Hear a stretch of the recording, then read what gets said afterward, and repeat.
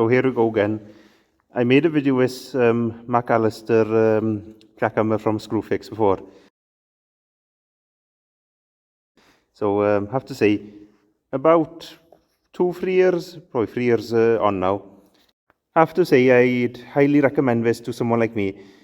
We've used it in a few jobs, just our own jobs around farm, few gate posts, few gutterings, etc. across the yards. The first year we had it, it paid for itself. I think it only took 3 jobs to actually pay for itself.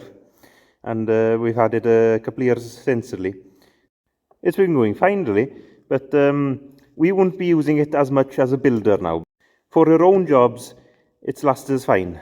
So, so far, so good, really. And it does a good job for its size, It's definitely a step up from a Kango, and I wouldn't say it's, as good as a proper jackhammer, but it's nearly there, really. So I'll show you now.